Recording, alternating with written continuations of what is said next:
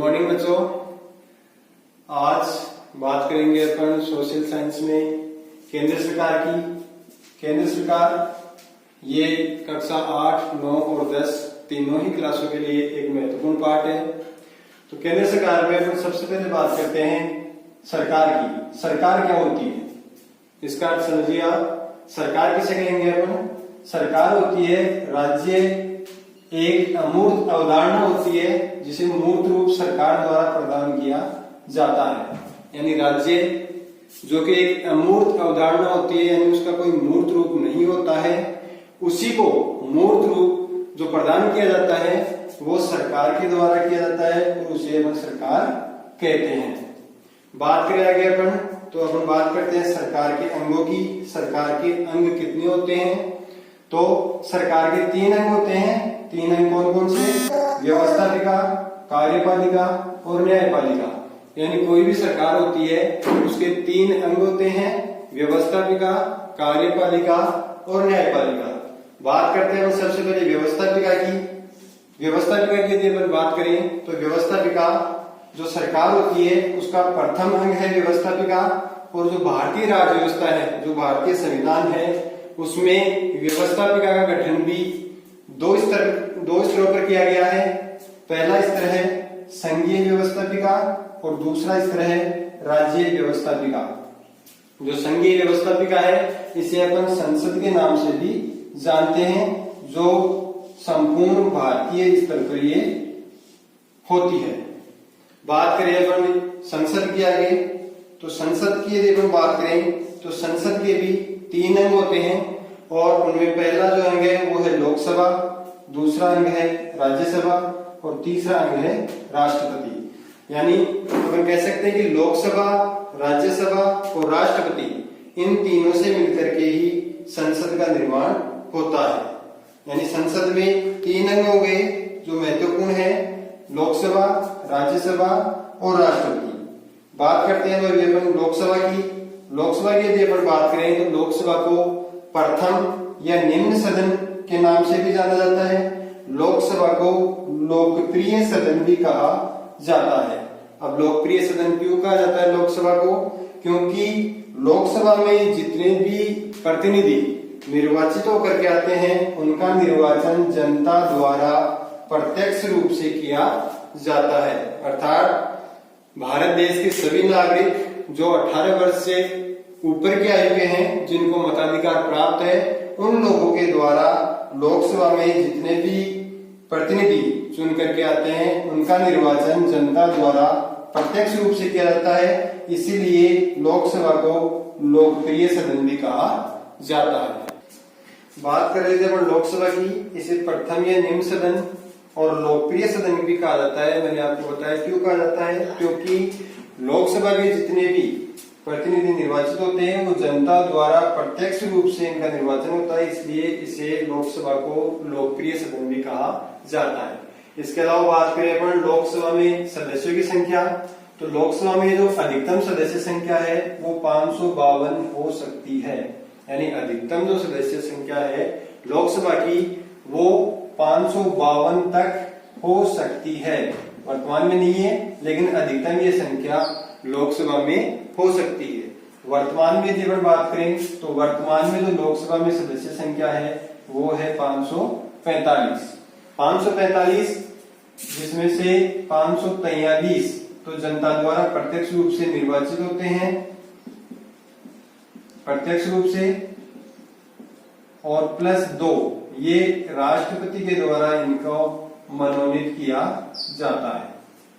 545 वर्तमान में लोकसभा की सदस्य संख्या है, जिनमें से 543 सदस्य प्रत्यक्ष रूप से वयस्क मताधिकार द्वारा जनता के द्वारा निर्वाचित किए जाते हैं और 2 जो व्यक्ति हैं वर्तमान में वो राष्ट्रपति के द्वारा इनका मनोनयन किया जाता है, जो कि आंग्ल भारतीय श्रेणी के ये 2 व्यक्ति होते हैं।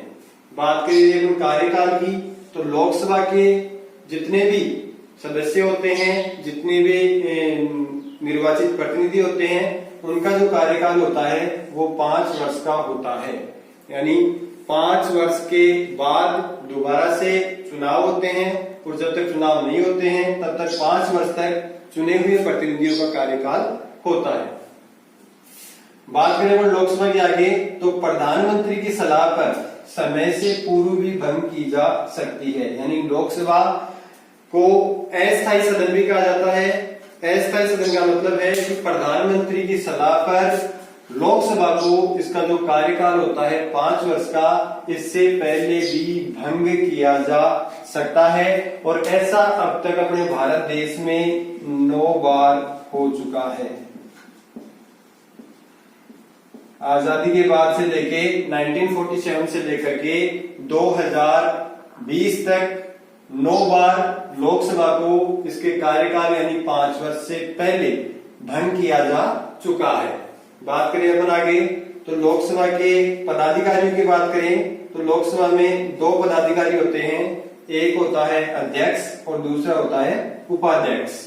अध्यक्ष और उपाध्यक्ष इन दोनों का चुनाव लोकसभा के जो निर्वाचित सदस्य हैं वो अपने में से ही करते हैं। यानी लोकसभा के अध्यक्ष और उपाध्यक्ष जो व्यक्ति बनते हैं वो लोकसभा के सदस्यों में से ही वो व्यक्ति बनते हैं। लोकसभा, ये थी अपनी लोकसभा। इसमें अब बात करते हैं अपन राज्यसभा की। राज्यसभा जो संसद का दूसरा अंग है। पहला अंग जो लोकसभा थी उसकी अपन ने बात की, अब बात करेंगे अपन राज्यसभा की। संसद का दूसरा अंग है। राज्यसभा को द्वितीय या उच्च सदन कहा जाता है। जैसा कि आपने अभी पढ़ा है कि भाई लोकसभा को प्रथम या निम्न सदन कहा जाता है और राज्यसभा को द्वितीय या उच्च सदन कहा जाता है। साथ ही राज्यसभा एक क्या है? स्थायी सदन है। स्थायी सदन का मतलब है राज्यसभा को कभी भी भंग नहीं किया जा सकता। जैसा अभी अपन ने पहले पढ़ा था, भाई लोकसभा को समय से पूर्व भंग किया जा सकता है, लेकिन राज्यसभा एक स्थायी सदन है, यानी इसे कभी भी भंग नहीं किया जा सकता। बात करें अपन सदस्य संख्या की, तो राज्यसभा में अधिकतम सदस्य संख्या 250 हो सकती है। जैसे अपन ने बात की थी भाई लोकसभा में अधिकतम सदस्य संख्या 552 हो सकती है, वैसे ही राज्यसभा में अधिकतम सदस्य संख्या 250 तक हो सकती है। लेकिन वर्तमान में यदि अपन बात करें तो वर्तमान में जो राज्यसभा में सदस्य संख्या है वो है 245, जिनमें 233 प्लस 12, 233 जो है वो राज्यों से निर्वाचित होकर के आते हैं और 12 जो व्यक्ति हैं उनको राष्ट्रपति के द्वारा मनोनीत किया जाता है। जैसे लोकसभा में भी जो 545 वर्तमान सदस्य संख्या उनमें 543 निर्वाचित होकर के आते हैं डायरेक्ट प्रत्यक्ष रूप से, और 2 का मनोनयन राष्ट्रपति के द्वारा किया जाता है। उसी प्रकार से राज्यसभा में भी 233 जो है वो तो राज्यों से निर्वाचित होकर के आते हैं और 12 जो व्यक्ति हैं उनको राष्ट्रपति के द्वारा मनोनीत किया जाता है। इसके बाद में यदि हम बात करें कार्यकाल की, तो कार्यकाल देखिए राज्यसभा का कार्यकाल 6 वर्ष का होता है। जैसे लोकसभा की अपन ने बात की थी कार्यकाल 5 वर्ष का होता है, वैसे ही राज्यसभा का जो कार्यकाल है वो 6 वर्ष का होता है। और राज्यसभा के जितने भी सदस्य हैं उनके 1/3 यानी 1/3 सदस्य प्रति 2 वर्ष बाद में सेवानिवृत्त हो जाते हैं। और ये एक रोटेशन प्रणाली में सिस्टम चलता रहता है। 1/3 सदस्य हर 2 साल बाद में रिटायरमेंट होते रहते हैं और उनकी जगह नए सदस्य 1/3 सदस्य जितनी भी सीटें रिक्त हुई हैं वो नए सदस्य उनकी जगह आते रहते हैं। इस प्रकार से रोटेशन में चलता रहता है। और जो एक बार जिसका निर्वाचन हो जाता है राज्यसभा के लिए उसका कार्यकाल 6 वर्ष के लिए होता है। इसी प्रकार से बात करें अपन पदाधिकारियों की, तो लोकसभा में भी अपन ने देखा था कि भाई 2 पदाधिकारी होते हैं, वैसे ही राज्यसभा में भी 2 पदाधिकारी होते हैं। एक होता है सभापति और दूसरा होता है उपसभापति। लेकिन इसमें महत्वपूर्ण बात यह है कि जो लोकसभा में अध्यक्ष और उपाध्यक्ष दोनों ही कहां से आ रहे थे? लोकसभा सदस्य ही बन रहे थे। लेकिन यहाँ पर राज्यसभा में जो सभापति होता है वो कौन होता है? उपराष्ट्रपति। कौन होता है?